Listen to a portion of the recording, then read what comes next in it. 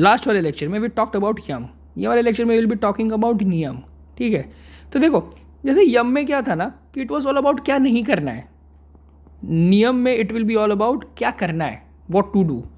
यम में क्या था कि क्या क्या चीज़ें मुझे नहीं करनी. इट वॉज ऑल अबाउट मेरे और सोसाइटी के बीच के रूल्स, मेरे को क्या फॉलो करने हैं. नियम इज़ ऑल अबाउट मेरे खुद के साथ के रूल्स, मेरे को क्या फॉलो करना है, मेरे को क्या सेल्फ डिसिप्लिन में रखना है, observances. It is all about personal discipline. It can lead to purity and clarity of what, inner self.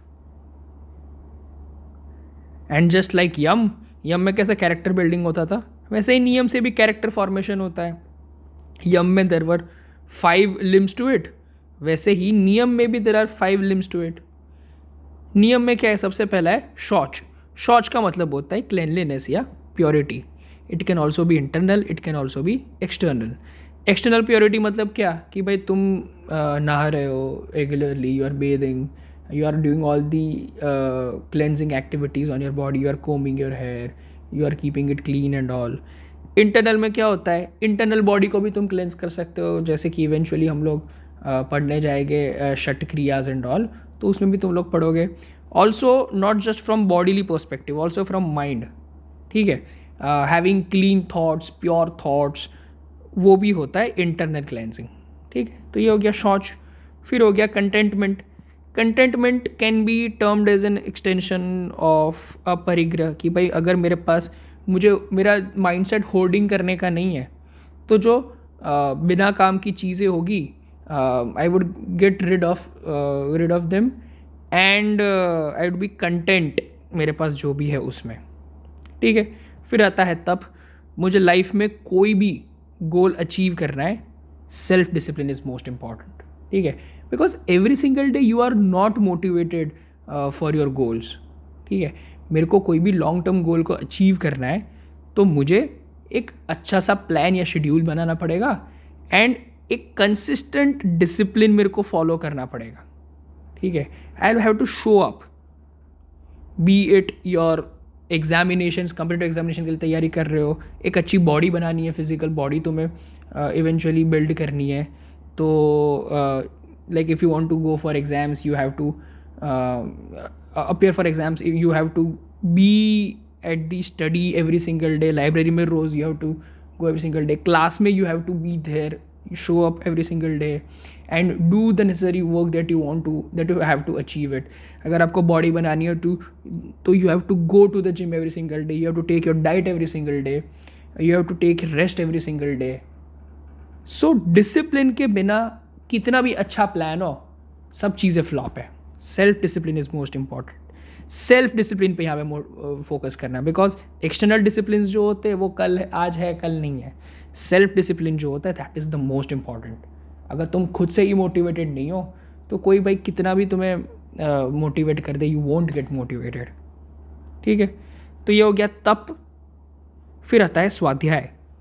Over a period of time a good Yogi does स्वाध्याय. स्वाध्याय मतलब जो आध्यात्मिक चीज़ें, जो स्क्रिप्चर्स है, ठीक है, जो लाइफली वर्ल्डली लेसन्स है, उसके लिए स्टडी करना रेगुलरली. ठीक है, उसी से आपका स्पिरिचुअल एनलाइटनमेंट और या फिर ग्रोथ होगा. ठीक है, इफ़ नॉट एनलाइटनमेंट. ठीक है, फिर आता है ईश्वर प्रणिधान. इसका मेन कंसेप्ट ये है कि you surrender it to the higher power. ठीक है, इसका रीज़न ये है ना कि भाई there are certain things that you can control and there are certain things that you can not control. ठीक है, जो तुम कंट्रोल करते हो वो तो तुम्हें अच्छे से like you have to work for it, but जो रिजल्ट्स होता है ना, it also has many uncontrollable efforts, effects.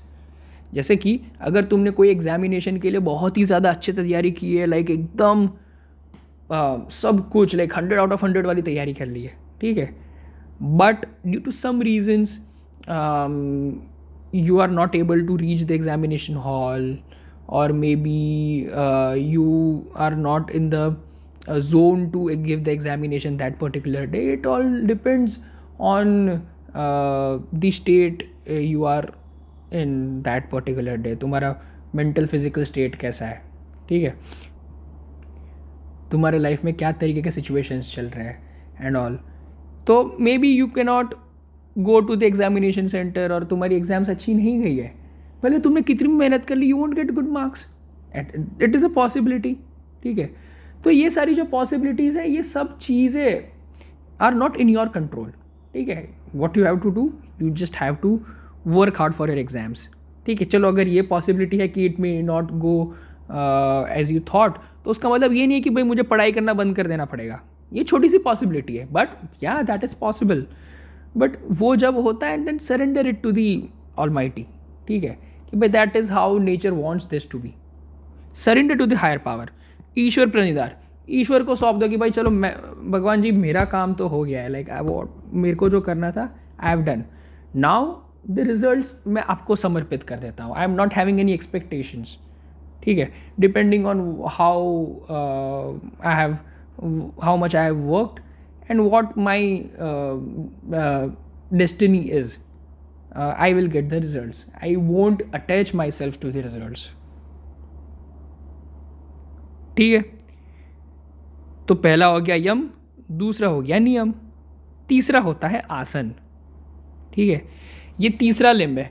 आसन मतलब फिजिकल पॉस्चर्स. फिजिकल पॉस्चर्स के बारे में महर्षि पतंजलि ने योग सूत्र में 2.46 में लिखा है, सिंपल स्थिरम सुखम आसनम. जो कि आज हम लोग आजकल की लाइफ में जो भी हम लोग योगा बोलते हैं, which is most of the times they are talking about asanas. ठीक है. कि भाई मैं योग करने जा रहा हूँ, उसका मतलब यूजुअली क्या बोल रहा है कि मैं वो आसन्स परफॉर्म करने जा रहा हूँ. और जितने भी आसन्स हैं वो सारे के सारे हठ योग के पार्ट्स हैं. पतंजलि योग सूत्र में कोई भी अलग से आसनों का मेंशन नहीं किया था एक्सेप्ट दिस कि भाई स्थिरम सुखम आसनम. कोई अलग अलग पोजेस के बारे में उन्होंने बोला नहीं है कि भाई देर आर ये अलग अलग पोजेस है, ये 15 पोज कर लो, ये 20 पोज कर लो. ऐसा कुछ है नहीं. पतंजलि योग सूत्र में they are talking just about कि भाई एक अच्छा आसन क्या होता है, स्थिर और सुख में किया जाने वाला. स्थिरम मतलब स्टेडीली, सुखम मतलब कंफर्ट से. ठीक है. ज़्यादातर आजकल क्या होता है कि when people are going to do asanas and all, there are many uncomfortable poses that they find themselves in, because yoga has turned towards gymnastics in the modern world. तो रादर देन लाइक ये अलग सा पर्सपेक्टिव है. It is not about doing very difficult bodily mind bending asanas. A good asana is which is steady and which is comfortable for your body. ऐसा मैं नहीं, महर्षि पतंजलि कहते हैं योग सूत्र में. ठीक है. It gives you stability, firmness, health, flexibility and lightness in your body. It also has strength, effects on strength and relaxation of your body. It promotes mindly and bodily coordination. Gym की दुनिया में जैसे कि Arnold Schwarzenegger, he talks a lot about muscle and mind connection. तो it is all about mind and body coordination.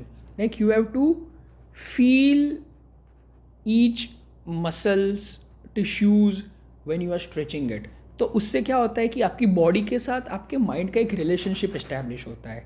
Like you your body and your mind feels one and coordinated. ठीक है. asanas prepare body for spiritual journey. this is very important. ये तो main चीज़ है. देखो हमें पता है कि स्पिरिचुअल जर्नी में जाने के लिए you have to sit in meditation for long, और मेडिटेशन में बैठने के लिए you have to sit in meditation poses for long. और मेडिटेशन पोजेस में बैठने के लिए your body should be healthy. It should be free from unwanted internal and external stress. It should be free from tension. It should be healthy and your organs should be nourished. ठीक है. So it prepares you for a spiritual journey. It does nourish your organs. Basically there are certain asanas with the help of right diet, it detoxifies your body. आपकी organs को particular अच्छा सा मतलब squeeze और massage मिलता है. आपका जो बॉडी में टेंशन होता है, जो लिगामेंट्स, टेंडन्स एंड ऑल, ये सब चीज़ों में से टेंशन रिलीव हो जाता है. वाई? Because you stretch. ठीक है. सिंपल है, तुम जितना स्ट्रेच करोगे तुम्हारी बॉडी उतना फ्लेक्सिबल बनेगी, तुम्हारी बॉडी उतना टेंशन रिलीज़ करेगी, तुम उतना रिलैक्स्ड फील करोगे, तुम उतना फ्लेक्सिबल, तुम्हारे मूवमेंट्स, तुम्हारी मोबिलिटी इम्प्रूव हो जाएगी, ठीक है। और ये सब की वजह से you can sit in meditative poses for long prolong period of time. Basically it prepares your body for your spiritual journey, ठीक है। जब हम आसनास की बात करते हैं तो आसना के साथ साथ तुलना हो जाती है व्यायाम की भी। देखो, व्यायाम मतलब फिजिकल एक्सरसाइज होती है और आसन का मतलब होता है पॉस्चर्स, ठीक है। डिफरेंस ये है कि व्यायाम हम लोग रिपीटेशंस में ज़्यादा फोकस करते हैं। व्हेन वी आर डूइंग व्यायाम हमारा गोल ये है कि हमें एक फिजिकल लेवल ऑफ स्ट्रेंथ को अचीव करना है। आसना में मेन गोल हमारा ये है कि हमें हमारा माइंड, बॉडी और सोल का एक बैलेंस क्रिएट करना है। Asana is not necessarily exhaustion create नहीं करता है, व्यायाम एग्जॉशन क्रिएट करता है। मतलब आपने फिजिकल एक्सरसाइजेस की होती है, उसके बाद आपको थकान फील होती है। आसनास के बाद यूजुअली यू फील रिजुविनेटेड, ठीक है। ये मतलब बेसिक डिफरेंस है दोनों के बीच में, ठीक है। Types of asanas, there are broadly 3 types of asanas, ठीक है। डिपेंड्स कि भाई तुम्हारा लक्ष्य क्या है। अगर तुम्हारा लक्ष्य ध्यान का है तो ध्यानात्मक आसन होता है। अगर आपका लक्ष्य आराम का है तो आराम लक्ष्य आसन होता है। अगर आपका लक्ष्य स्वास्थ्य को इम्प्रूव करने का है तो स्वास्थ्यवर्धक आसना होते हैं। ध्यानात्मक आसन मतलब मेडिटेटिव पॉस्चर्स, आराम लक्ष्य आसन मतलब रिलैक्सेशन पॉस्चर्स, और स्वास्थ्य वर्धक आसना मतलब कल्चरल पॉस्चर्स। बेसिकली तुम्हारा यहाँ पे स्वास्थ्य इम्प्रूव करने का हेतु होता है, ठीक है।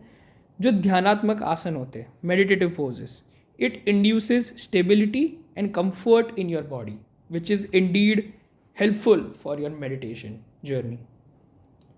आराम लक्ष्य आसन जो होते हैं they help in relaxing the body, ठीक है। स्वास्थ्यवर्धक asana, like there are many poses, it promotes health and wellbeing.